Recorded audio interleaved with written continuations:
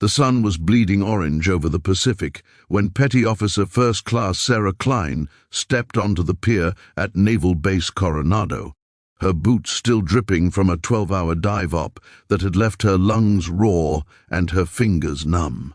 She was 28, 5'4" in her socks, and carried the kind of quiet that made people lean in when she spoke.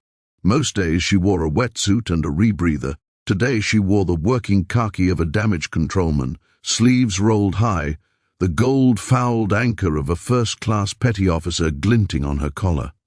No one on the pier gave her a second glance until Chief Warrant Officer Marcus Razor Delgado did.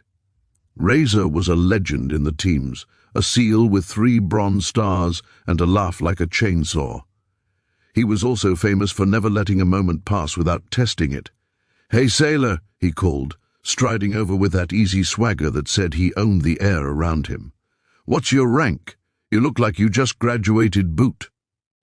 The pier erupted. SEALs, SWCC boat guys, a couple of aviators waiting for the Liberty boat. Laughter cracked like rifle fire. Sarah didn't flinch. She locked eyes with Razor and said, loud enough for the whole pier to hear, "First class, Chief, and I outrank your ego." The laughter died mid-breath. Razor's grin faltered, then widened. "Touché," he said, tipping an imaginary hat. "If you're loving stories that hit like a gut punch and leave you cheering, smash that subscribe button right now so you never miss one. Word travels faster than a tomahawk at Coronado, and by chow that evening the clip, someone's phone, shaky and vertical, was already looping in every berthing. Sarah ate alone in the galley, picking at rubbery chicken, when Captain Elena Vasquez walked in.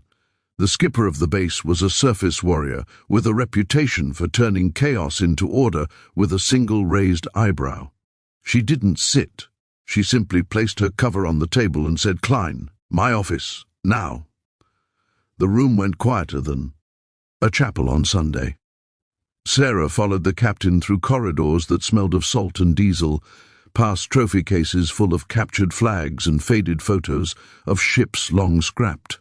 The captain's office overlooked the bay, and the blinds were half-drawn so the dying light striped the carpet like prison bars. Vasquez didn't offer a chair. "You embarrassed a chief warrant officer in front of half the spec war community," she said. Sarah started to answer, but the captain cut her off. "I'm not done. You also reminded every swinging dick on this base that rank isn't issued with tridents or dolphins. It's earned every damn day." She let that settle, then slid a folder across the desk. Inside was a single sheet, temporary additional duty orders, signed by Vasquez herself. "Tomorrow at 0600, you're running the SEAL obstacle course. Full kit.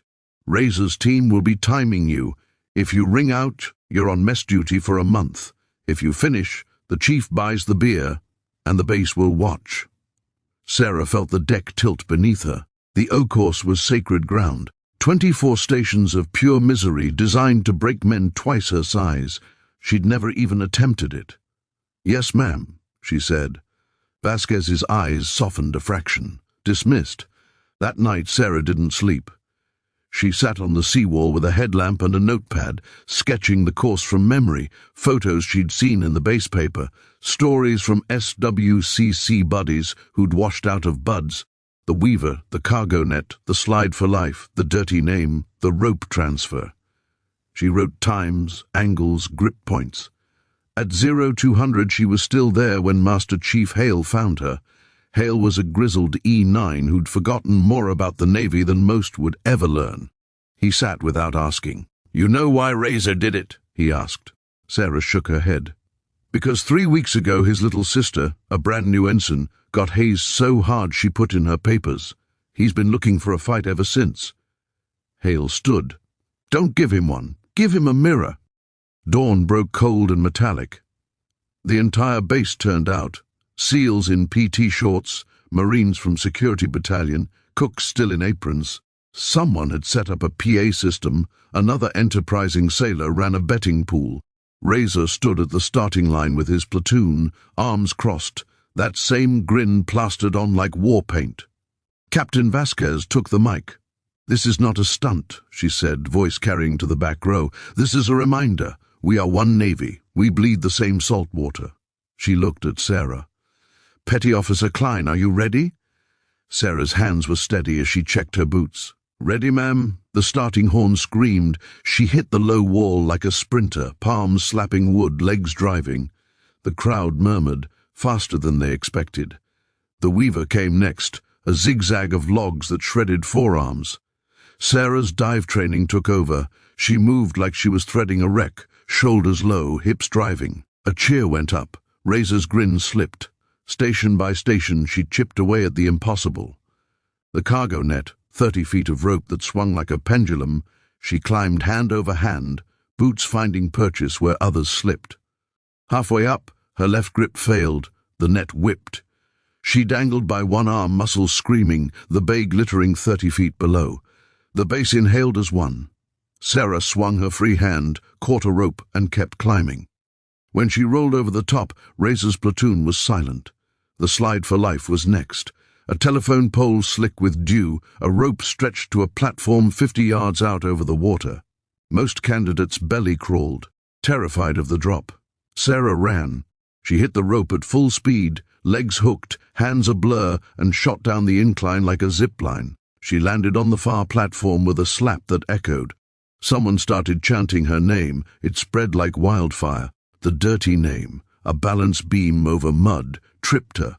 She went in face first, came up spitting grit, laughing because the clock was still running. The final obstacle was the rope transfer. 2 ropes hanging 15 feet apart over a sandpit. You had to swing, catch, swing again. Sarah's arms were spaghetti. She leapt, missed, crashed into the sand. The timer read 11:47.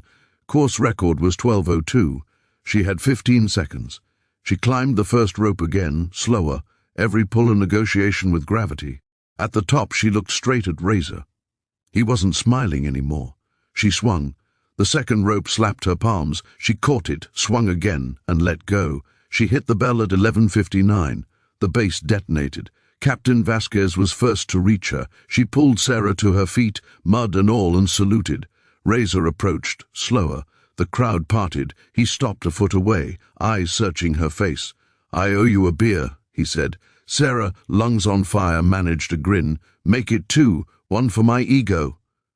Razor laughed, real this time, and stuck out his hand. She took it. Cameras flashed. Someone started Sweet Caroline. Half the base sang, but the story doesn't end with the bell. 3 days later, Sarah was in the dive locker stripping a regulator when Razor walked in carrying a shadow box. Inside was a gold trident pin, polished to a mirror. "My first one," he said. "Lost the real one in Fallujah. Had this made after. Figured it belonged to someone who earned it twice." Sarah tried to protest, but he pressed it into her hand. "You didn't just beat the course, Klein. You reminded us what the course is for." That night, the base theater, usually reserved for safety stand-downs, screened the raw footage on a loop. Captain Vasquez narrated a new safety brief. "This is what right looks like." Attendance was mandatory. No one complained. A month later, Razor's sister re-enlisted. She flew in for the ceremony, stood next to Sarah on the grinder, and pinned on her gold ensign bars while Razor held the Bible. The base photographer caught the moment. 3 generations of Navy, salt in their veins, pride in their eyes. Sarah still runs the O course every Friday. At dawn. But now she times the newbies. SEAL candidates, SWCC hopefuls, a couple cocky lieutenants who think rank equals strength. She never lets them ring out. She just points to the bell and says, "That sound? That's yours if you want it bad enough." Years from now, when Coronado kids ask why the obstacle course has a plaque that reads Klein's Bell, old salts will tell them about the day a first-class petty officer made a chief warrant officer swallow his punchline and turned laughter into legend. They'll say the Navy isn't about who's loudest, it's about who keeps climbing when the rope burns and the water's cold and the whole damn world is watching. And somewhere, out on that same pier where it all began, Sarah Klein still walks at sunset, boots dry now, the gold trident catching the last light like a promise kept. From which part of the country are you watching this video? Drop it in the comments. I read every single one.